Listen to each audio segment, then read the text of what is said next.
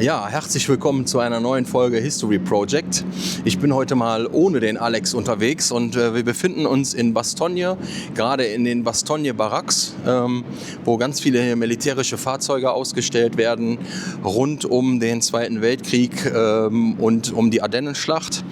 Wir werden in dieser Folge uns rund um die Bastogne Barracks bewegen und auch danach nach Bastogne selber fahren, ins 101. Airborne Museum.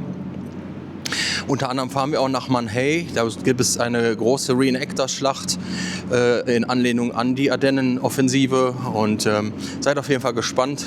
Ich versuche euch so viel wie möglich zu zeigen. Bin natürlich militärisch nicht so gut aufgestellt, um euch alles zu beantworten. Und für die Leute, die sich richtig gut auskennen, werden dann in den Kommentaren, wenn ihr das tun würdet, vielleicht das eine oder andere kommentieren, wenn ich irgendwo daneben gelegen habe oder aber, wenn ich etwas nicht gewusst habe. Also bis dahin viel Spaß bei dieser Folge und bis gleich. Wir sind in Bastogne, im Herzen der Ardennen. Hier erinnert das Nats-Weekend an die Ardennenoffensive, die am 16. Dezember 1944 begann. Bastogne war ein strategischer Verkehrsknotenpunkt.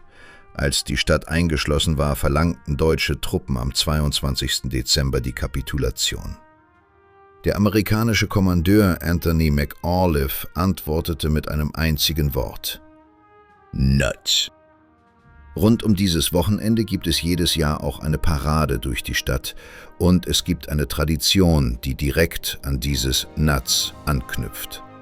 Am Ende werden Walnüsse vom Balkon des Rathauses in die Menge geworfen. Wir waren bei der Parade diesmal nicht dabei, aber es gehört hier in Bastogne fest zum Erinnern dazu. Und genau deshalb hängen diese Orte heute zusammen.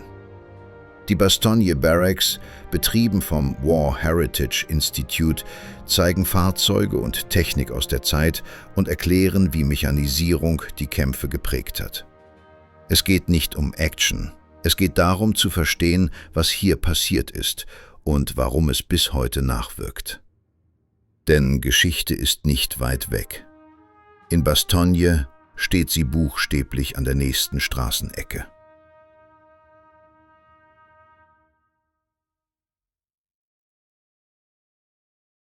So, wir sind jetzt hier in der ersten Baracke drin und sehen hier verschiedenste Panzerfahrzeuge aus dem Zweiten Weltkrieg. Teilweise stehen hier auch Fahrzeuge, die jüngeren Datums sind und es ist noch total wenig los. Die Veranstaltung hier hat um 9 Uhr geöffnet. Wir waren halt einer der ersten, die hier waren. Ich bin heute nicht allein unterwegs, ich bin heute mit der Susi unterwegs und wir haben hier einen mittlerweile guten Freund getroffen, den der ein oder andere vielleicht kennt, den One Eye Blind. Den werden wir nachher auch nochmal einfach die Kamera vors Auge halten. So, und wie es der Zufall will, haben wir natürlich hier einen der bekanntesten und gut aussehendsten YouTuber, die es auf jeden Fall gibt. Und ja, was machst du denn heute hier? Ich bin hier für die Kloputzarbeit zuständig. So, wir haben hier die hübscheste Frau dieses Events. Und Leute, kommentiert doch mal bitte. Ist das nicht eine schöne rote Jacke?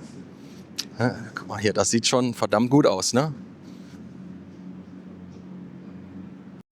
Also wenn so ein Schirmpanzer mal kaputt gegangen ist, konnte man dann auch auf dem Schlachtfeld mit so einem Fahrzeug so einen Panzer reparieren. Er hatte einen Kranausleger dran und das Fahrzeug hatte dann auch direkt auf der Ladefläche Werkbank und allerhand Werkzeuge dabei, hier Wagenheber, um auch die liegen gebliebenen Fahrzeuge auf dem Schlachtfeld oder daneben reparieren zu können. Auch mit eins der wichtigsten Fahrzeuge. Hier sieht man das, wie so ein Bergepanzer einen anderen Schirm aus einer misslichen Situation befreit.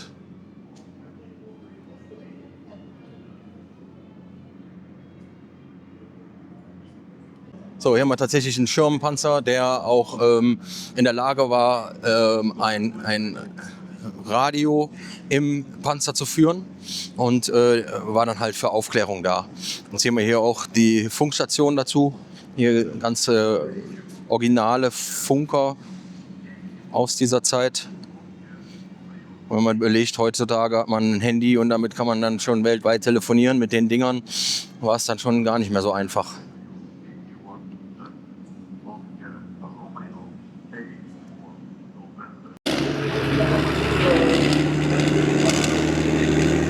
Man kann sich gar nicht vorstellen, was das ein Krach hier ist.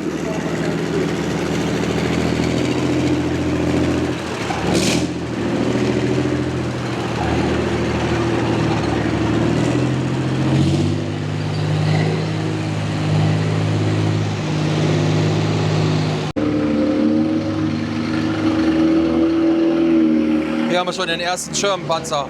First in Bastogne.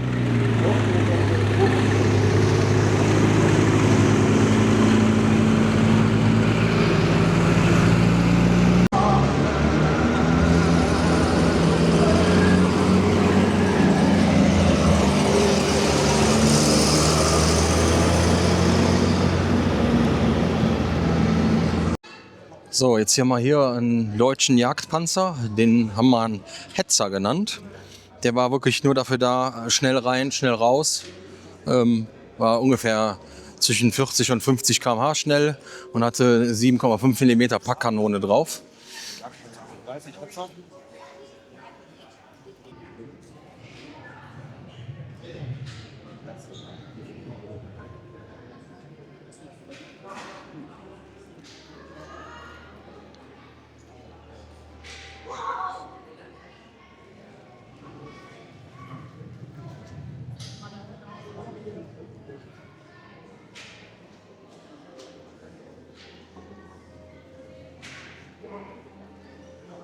So, hier kann man verschiedenste Comicbücher kaufen. Und ja, die gab es auch damals kurz nach dem Krieg, um über den Krieg zu erzählen. Der eine oder andere wird sowas vielleicht kennen aus einer bekannten Serie.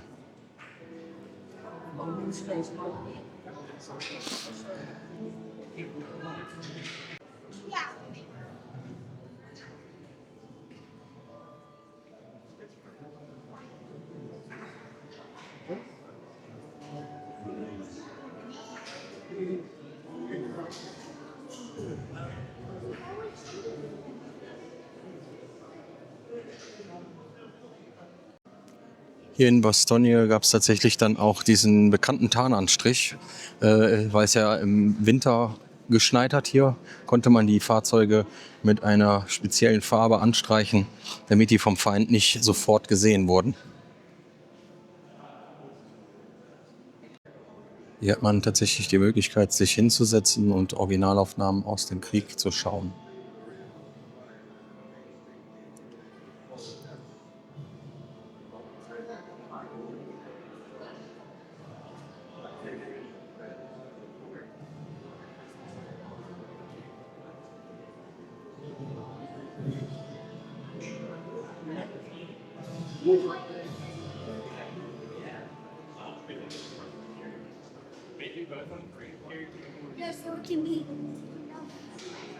So, also wir befinden uns jetzt hier in Mannheim. Hier findet ja gleich die große Reenactor-Schlacht statt. Und hier fahren jetzt auch schon einige Fahrzeuge rum, wie ihr seht.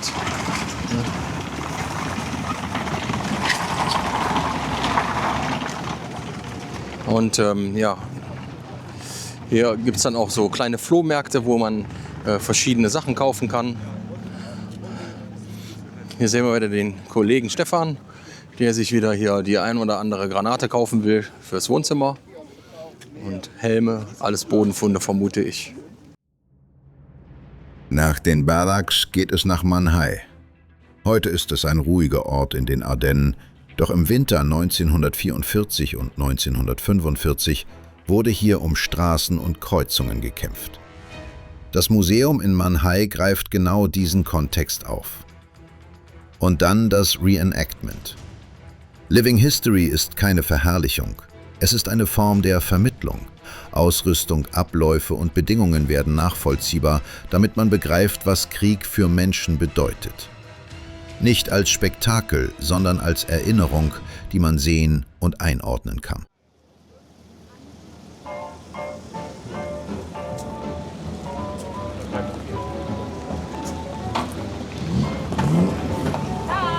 Hoppala!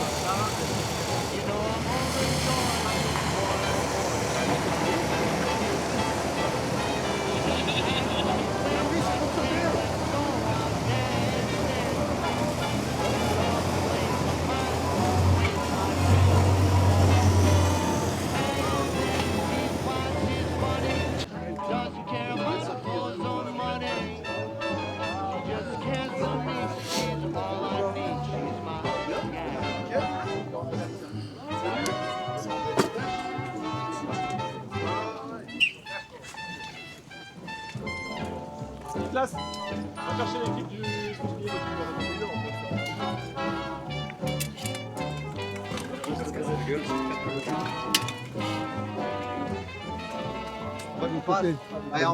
Für mich ist klar.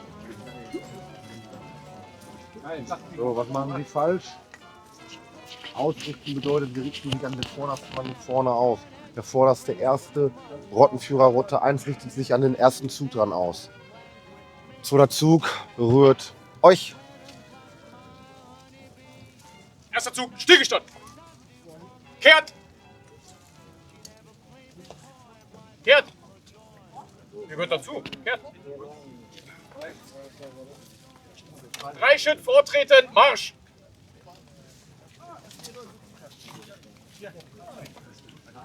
Kehrt. Ja. Riecht euch.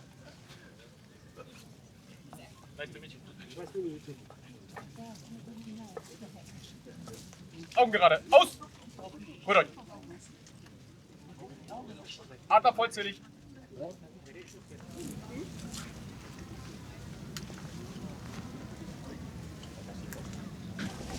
Riecht euch.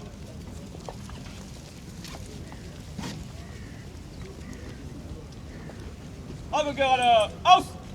Ruft euch. Alles klar? Ja. So we have guys from Belgium, we have guys from France, we have guys from Germany, from Italy, from Spain, from Netherlands. So thanks a lot for being here. For that, hip hip! Hurra! Hip! Hurra! Hip! Hurra!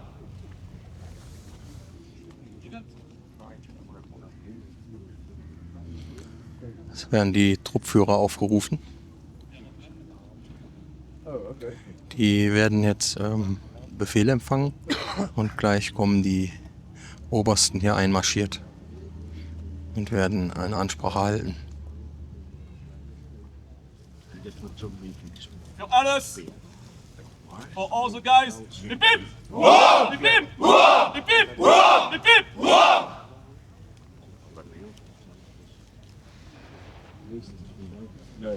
Remise supplémentaire de distinction, promotion grade, Oberfeldwebel. J'appelle le Feldwebel Gustav Küssner. Feldwebel.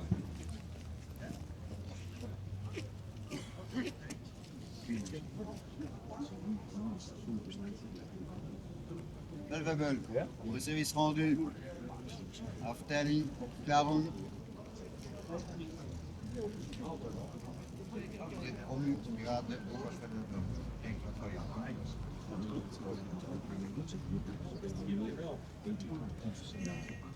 Männer für Gustav! Hip hip! Hurra! Hip hip! Hurra! Hip hip! Hurra!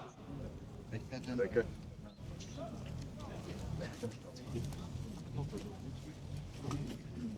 Wo sind dein Gegenstück? Ja, das ist nur fürs Publikum.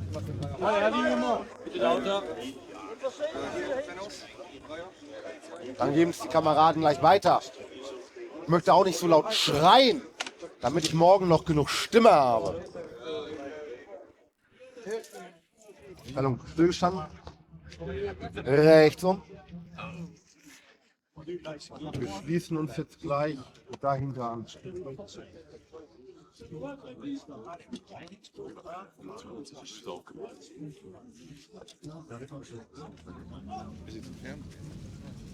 So, da fertig machen. Ohne Tritt der Marschordnung folgen. Marsch. Los. Hey, hallo.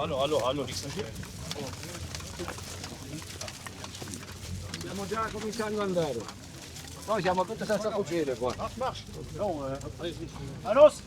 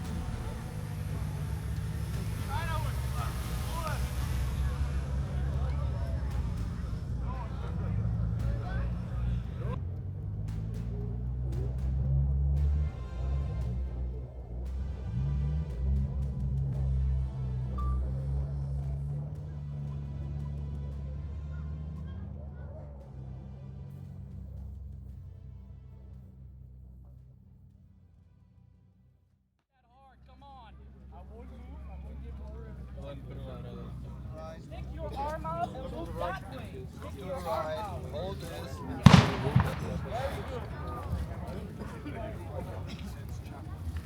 Ready, front!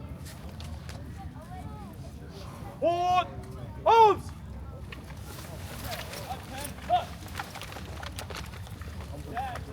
About the face away from your body. First row, 2 steps forward. March. Second row, 1 step forward. March. Open. Chambers. No closed chambers yet. Okay, keep it up, keep it up, keep it up. Open chamber. Yeah. And hold it open. Now, hold it in four arms.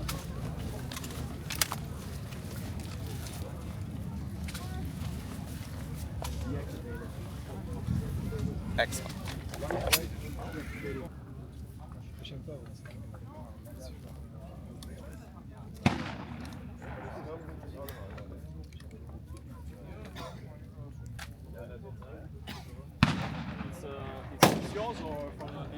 It's from ETF. Wir kommen jetzt im 101. Airborne Museum in Bastogne an. Das Museum ist im ehemaligen Offiziersclub der belgischen Armee untergebracht. Hier wird die Geschichte der Ardennenoffensive aus der Perspektive von Bastogne erzählt, mit dem Fokus auf den Winter 1944 und 1945. Geführt wird das Museum als Team. Hans van Kessel, Johnny Bohner und Frank Ottelet stehen gemeinsam dahinter, mit viel Arbeit, viel Detail und einer klaren Haltung. Es geht nicht um Show. Es geht darum zu verstehen, was hier passiert ist und warum es bis heute nachwirkt. Eines der besten Museen, die wir auf unseren Reisen je gesehen haben. So Leute, wir sind jetzt hier im 101. Airborne Museum und der Johnny und der Hans, die haben hier wirklich auf der obersten Etage eine richtig tolle neue Ausstellung und das zeige ich euch jetzt mal. Also das ist wirklich hier in den Ardennen in Bastogne ein Diorama, wie es damals im Winter gewesen sein muss, 1944. Es war also ultramäßig kalt und hier sehen wir eine amerikanische Einheit, die sich hier eingegraben hat in den Foxholes mit Sanitätern und wirklichen Fichten. Und das ist echt toll gemacht, Leute. Das müsst ihr euch auf jeden Fall, wenn ihr mal in Bastogne, Belgien seid, auf jeden Fall einmal anschauen. Hier sehen wir wieder Dioramen aus diesem Alltagsleben. Wahrscheinlich der Hausbesitzer, der mit 2 Soldaten im Haus als Gast aufgenommen hat. Und da hinten hat sich einer bereit gemacht, der sich mit einem Funkgerät hingesetzt hat. Hier sehen wir jetzt eine deutsche Einheit, die sich in einer Scheune versteckt haben. Unter anderem hier mit einem verwundeten Soldaten auf dem Boden und verschiedenen Waffen. Das ist echt beeindruckend gemacht, diese Dioramen. Man fühlt sich wirklich wie in dieser Zeit. So Leute, hier sehen wir jetzt wieder eine amerikanische Einheit, die sich hier in einem Speicher versteckt haben. Also es ist wirklich so originalgetreu nachgestellt. Und da unten sehen wir jemanden, der am Lesen ist. Die Leute sind also mitten im Alltag. Der junge Mann hat abgefrorene Zehen, Fuß von der Kälte, weil die Leute halt in der Kälte verbracht haben und dann die Füße und die Zehen nicht mehr durchblutet werden und dann abgestorben sind. Jetzt ist es wieder wunderbar nachgestellt. Hier haben die früher in den Kellern Durchbrüche zu den Nachbarhäusern gemacht, damit die wenigstens, wenn Bombenangriffe und so waren, untereinander kommunizieren konnten und auch von Haus zu Haus flüchten, falls ein Haus mal durch einen Fliegerangriff einen Treffer bekommen hat. Also es ist also auf jeden Fall wirklich absolut originalgetreu. So, jetzt hier nichts für schwache Nerven. Hier haben wir tatsächlich einen verwundeten Soldaten, der von einem Arzt notoperiert wird. Er hat auch Splitter im Bein, wie man hier sieht. Und auch die ganzen Utensilien, die man bei solchen Geschichten hier auch braucht. Alles ist absolut originalgetreu nachgestellt. Der Kollege, der unterstützt den armen Mann, der sich hier vor Schmerzen krümmt. Und hier sehen wir ja noch weitere Soldaten, der eine mit einer Kopfverletzung. In der Mitte sehen wir einen kleinen Ofen und hier wird er von einem amerikanischen Priester, bekommt er jetzt hier die letzte Salbung oder Lebung. On December 16th, 1944, the Germans launched a very violent offensive in the west. My division had to go back to combat and defend a little town in the Ardennes called Bastogne. After several days of very rough fights, we thought there would be a truce for Christmas Eve, but heavy German bombers were on their way to Bastogne. Junkers 88s dropped 1-ton bombs, causing a lot of casualties among our troops and among the population. Bastogne was badly damaged. I will never forget that sad Christmas.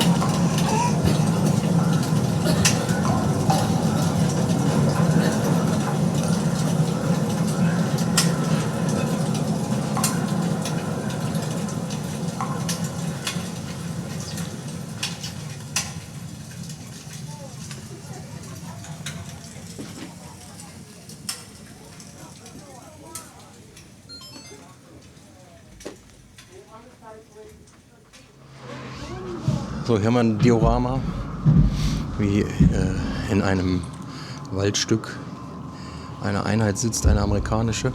Und in der Gegend hinten sieht man eine andere Einheit kämpfen.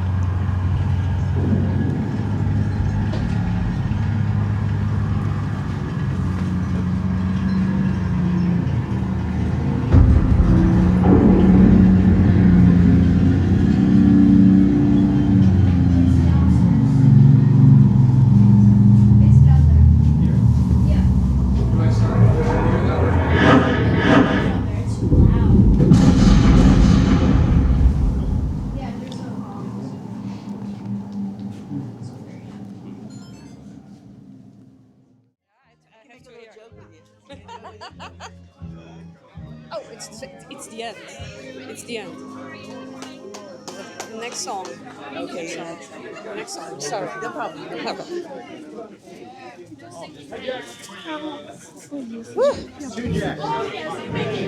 Sentimental journey, gonna set my heart at ease.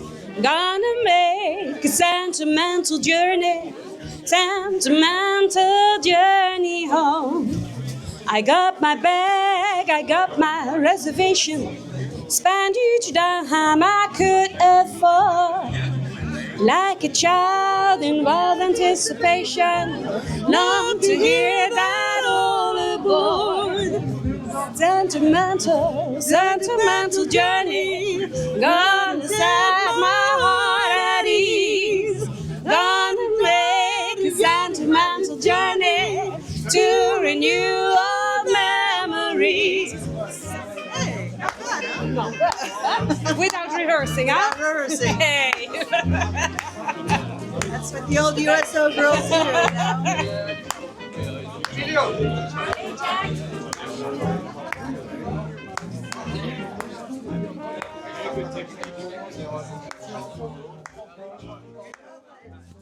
Thank you that you're all here. Welcome, dear veterans. Dave Marshall, Jack Maran, and Jack Einstein. Can stand, really, no problem. We can't welcome you enough. You traveled the whole way overseas to be with us, to be our inspiration, to be a part of this remembrance. And also, it gives us the opportunity to thank you for all what you did back then. So I want to ask Johnny Bona, my good friend and companion, to do his little speech. And also want to thank the team behind there.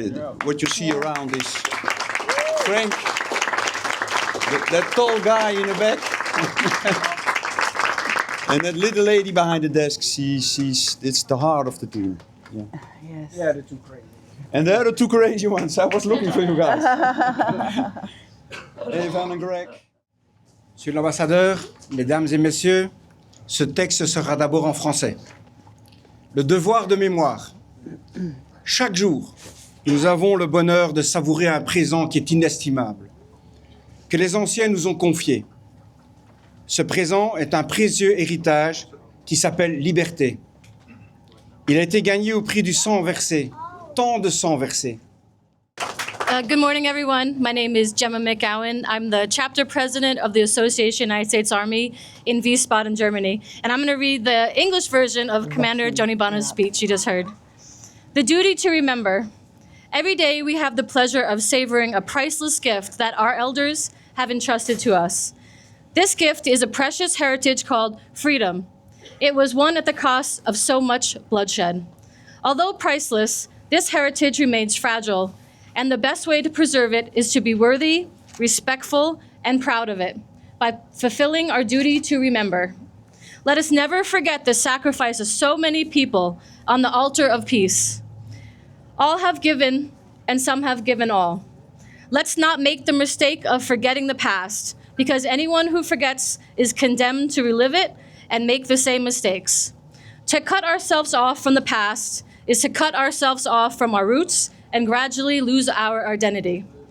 We all have an important role to play in this duty to remember by educating, commemorating, and honoring and passing on. All these actions have helped to preserve history, keep the memory alive, and stay connected to our roots. Thank you. Go ahead. Everybody, please listen. This is an original composition by Maria Cat. It is so incredible. Inspired by Vince Speranza. I cannot hear the... Music louder, please. Got it? My promise to you, I will tell it again.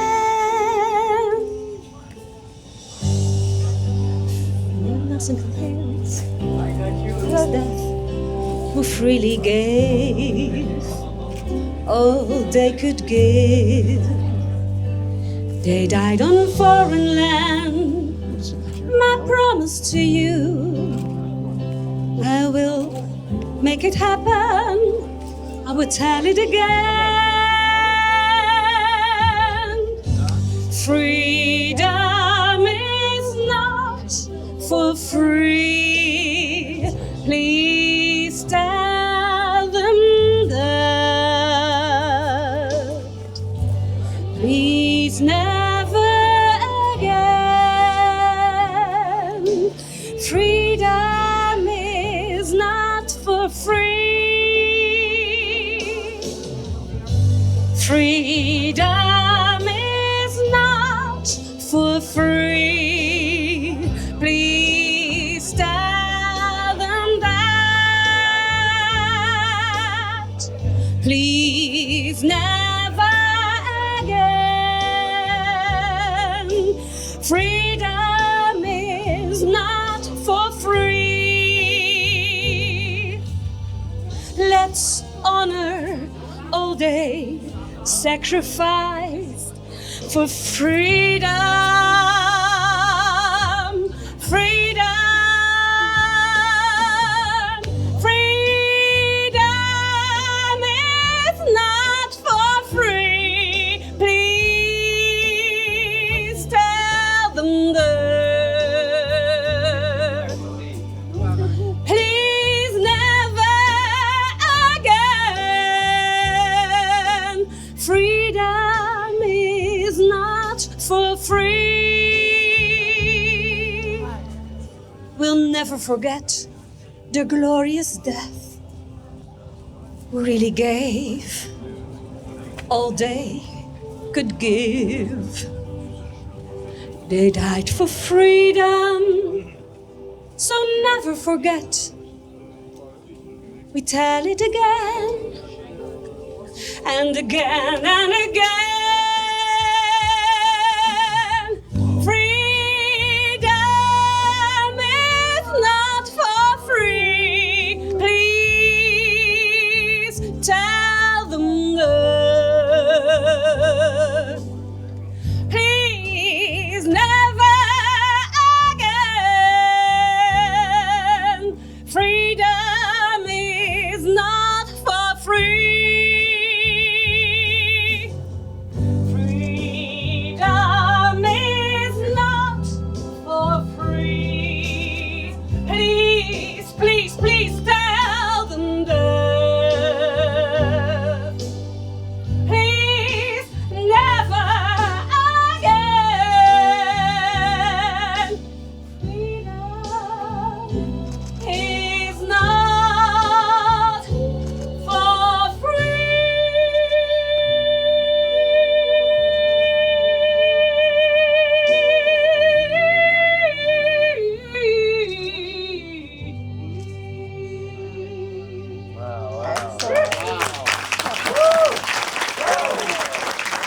He wrote that based on a veteran's wish before he died.